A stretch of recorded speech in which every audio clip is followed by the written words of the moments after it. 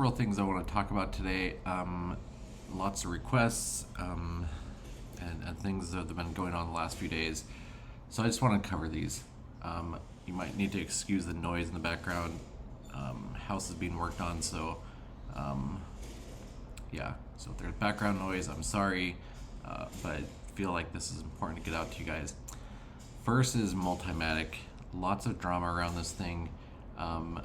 There's been lots of things going on and people not being able to withdraw. So they did similar to Revenue, where they just stopped allowing withdrawals. Now the only thing they can do is they can change the website. They cannot change the contract. I've seen comments saying, this is proof that they can change the contract. No, they cannot. All they can do is stop people from using a button on the front end. A lot of these are just written with JavaScript, HTML on the front end. They use libraries like React, things like that, to build the front end. Now that's not the contract. All the front end is a wrapper for the contract. So it does the same thing as what happens in the back end on the contract. They cannot change that contract at all. The code back here in the contract, you click on that, this code, they cannot change this. They can do front end changes and change buttons and icons and make things do different things on the front end, but they cannot change this contract. They cannot change things that are read from the contract. So here you can see like minimum investment amount, maximum number of deposits, blah blah blah, all this stuff. Yeah, I mean, if you get into here, you can actually see, here's the contract balance. That's where it's pulled from. The front end pulls this number from the contract. They cannot change this method, get contract balance. Yeah, they can't do any of this stuff. They cannot change any of this stuff.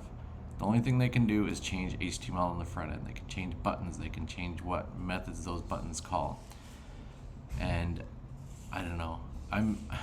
I really hope they didn't do what it looks like they did when they made the withdraw button actually do the snooze. I really hope that's not true. Hopefully it was just an honest mistake, but that's the way it looks right now, which is not a good look. And now they've just disabled withdraws altogether. The problem is that's just on this front end. Like I said, this is just a wrapper for the contract.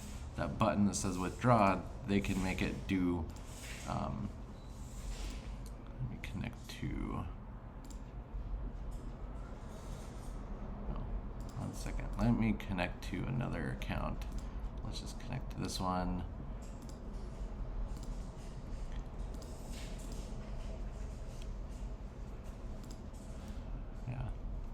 So yeah, this is, this withdraw button, they can do this and say, hey, it's disabled, the health protocol, blah, blah, blah. But this button is only HTML. The background of this button is, they can change that, but what they cannot change is this contract. And in the contract, people have been withdrawing. And it's actually pretty simple to do. You go to write contract, you click connect to Web3. It'll pop up, connect to your MetaMask wallet, whatever. It'll give you warning. You accept those warnings. And then you could do anything that you can interact with the contract on the front end, you can do here in the back end. Now I will say that there's this withdraw, but it's only going to allow you to withdraw what is through the contract, what is available to withdraw. So if you have an unlocked plan, it will allow you to do that, withdraw that. If you have a snooze plan, if they did in fact trick people into snoozing, and those are locked up in a snooze for a while, if you click this, it's not gonna, it'll ask you to pay the fee and withdraw, but it's only gonna withdraw whatever is available on the front end. It's gonna, whatever is available there, that's what it's gonna withdraw. So this is stuff that everybody should know, that this is where all this contract stuff lives. This is how you can interact with it. If the site ever goes down, you can still just go to the contract and interact with the contract through this interface. So yeah, I mean, if you wanted to withdraw, all you'd have to do is connect to Web3 through your wallet that you're connected on MultiMatic with. Once you've connected there, this will turn green. It'll show your address. You come down here, you can hit right. It'll pop up, MetaMask or whatever, asking you to pay the gas fee, just like you would on a normal withdrawal. These things aren't like a secret. These are things that are publicly available. I mean, people might say, hey, you're cheating or whatever, but everybody should know how to interact with a contract, because things can happen, devs can change things. Yeah, I just hope they didn't make that change to deceive people, because that wouldn't be cool. So that is MultiMatic. Its balance is 33,000 Matic right now. We'll get this video up right after. All right, the next one I want to talk about is Avax Saving. Yeah, this one I've been tracking it the last 4 or 5 days, and I've been mentioning that it's probably going to go down. That's just how these things work. I mean, when you have the Ponzi-nomics behind them, it's almost impossible to fight that downward push on a contract balance unless you have some kind of a massive amount of new investment that overtakes people basically. Let's see.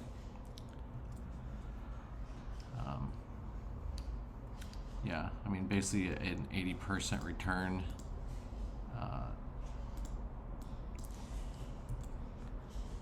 Yeah, that's almost impossible to overcome if once people start withdrawing, and a lot of people say, yeah, but just reinvest.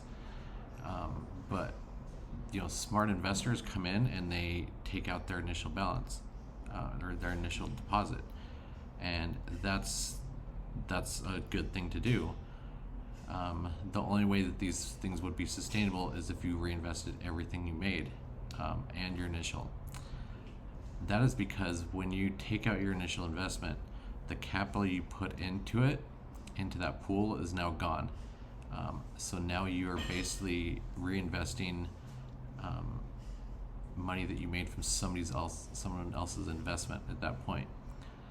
So for something like this to be sustainable, it would have to take a giant community effort and people taking tiny profits. And even then, yes, you might push it out a month or two or maybe 3, but it's really around there's nothing in the back end that creates any new capital. It's all based on new investment, and there's only so much new investment to go around. So that's why yeah, the balance is kind of bouncing up and down, but I saw it would come down, and then somebody, I'm suspecting somebody from Avax Saving would put money in, because I don't know any whale that would wait 10, 12 days for one of these and see the balance coming down and deposit 1,000 Avax. So I really think it was probably somebody from Avax Saving that dumped into this to try to prop it up. But that downward pressure is always going to win on these things. So if you look at the contract, it's 0 now. There's just so much pressure on that, and it's not like spreading FUD. It's all about how these work. When people start claiming, and once you get past that 10 days or the 15 days, it's really difficult to stop that from happening, because the balance starts going down. People are claiming, they're taking rewards. People are in this to make money, so they're taking money out, and when they do that, it starts coming down. So that's kind of what has happened with Avax Saving. It died in the early morning today. So yeah, just something to be aware of. The next one, Staker Cafe, is it launched a few hours ago. And I don't know, this happened yesterday, honestly, on Avalanche FOMO. And what happened over there is they had a timer on the site, had like 4 minutes left, and deposits started happening. People were able to deposit before the timer went out, and also before the date, the timestamp on the audit, which is, yeah, very suspicious that, FOMO is very likely, in with Hayes Crypto. I think a lot of people have suspected that for a while, but this thing kind of did a similar thing where it had a timer going. It said it was going to end in 45 minutes, and all of a sudden the balance started going up.